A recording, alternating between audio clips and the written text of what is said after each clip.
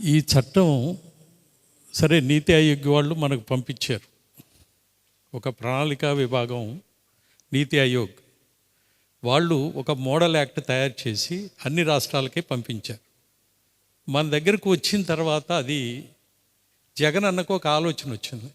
ఈ యాక్ట్ ప్రకారం ఒక రీసర్వే జరిగి, అంటే సెంట్రల్ గవర్నమెంటు ఈ పంచాయతీరాజ్ వ్యవస్థ ఆ డిపార్ట్మెంట్ ద్వారా మొత్తం నేషన్ మొత్తాన్ని సర్వే చేయటానికి ఒక స్కీమ్ పెట్టింది. ఆ స్కీమ్ ద్వారా ఇక్కడికి వచ్చింది అది.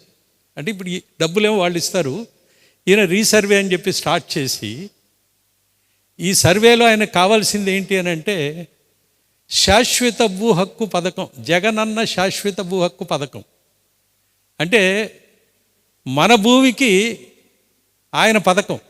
ఈ పథకంలో ఆయన చేసేది ఏంటని చెప్పేసినంటే మన హక్కు పత్రాల మీద ఆయన బొమ్మ,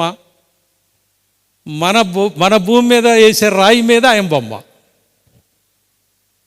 అంటే ఎక్కడ పట్టినా ఆయన బొమ్మ కనపడాలి. అది ఆయన కనపడబోయేటువంటి ఉపయోగం ఈ చట్టంలో. నాకు అర్థమైంది చెప్తాం. ఇప్పుడు ఏం జరగబోతుందంటే ఈ చట్టం అనేది ఇది 19 డిసెంబర్లో 2019 డిసెంబర్లో ఇక్కడికి వచ్చింది. దాని వెంటనే 2020లో పార్లమెంట్లో పెట్టారు. రాష్ట్రపతి అసెంట్ కోసం 3 years డిలే అయింది. ఎందుకంటే కొన్ని కేంద్ర ప్రభుత్వం అంటే పార్లమెంట్లో చేసిన చట్టాల్లో రిపగ్నెంట్గా అంటే వ్యతిరేకంగా ఇక్కడ స్టేట్ గవర్నమెంట్ ఏదైనా చట్టం చేయాలంటే ఈ చట్టాన్ని రాష్ట్రపతి ఆమోదిస్తే తప్ప చల్లదు. అందుకని రిజిస్ట్రేషన్ యాక్టు, తర్వాత స్పెసిఫిక్ రిలీఫ్ యాక్టు, తర్వాత ఈ లిమిటేషన్ యాక్టు, వీటిల్లో అమెండ్మెంట్స్ తీసుకొచ్చారు దీంట్లో. అందుకని ఇది రాష్ట్రపతి దగ్గరకు పోయింది. రాష్ట్రపతి ఆమోదం వచ్చేటప్పటికే నిన్నటి దాకా టైం పట్టింది. ఇది అక్టోబర్ 2023 దాకా. అందుకని ఏం చేశారు అని అంటే పట్టాదారు పాస్బుక్ యాక్ట్లో అమెండ్మెంట్స్ తీసుకొచ్చి రీసర్వే స్టార్ట్ చేసేశారు. ఇప్పుడు యాక్చువల్గా ఈ యాక్టు కింద ఏమేం చెయ్యాలో అవన్నీ ఇప్పుడు జరిగిపోతున్నాయి.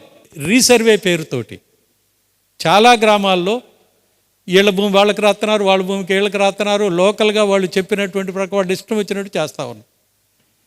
మా గ్రీవెన్స్ ఏంటంటే అడ్వకేట్స్గా మెయిన్గా మా గ్రీవెన్స్ ఏంటనంటే హక్కు అనేది కోర్టులు తేల్చాల్సిన, అంటే లాఫుల్ రైట్. హక్కు అనేటువంటిది a legal right that should be decided by a court of law. Yes, not by revenue officials who are executive, who are subordinates to the political government. వాళ్ళ చేతుల్లో పెడితే ఏం జరుగుతుంది అనేటువంటిది ఇప్పుడు దాకా అందరు చెప్పారు.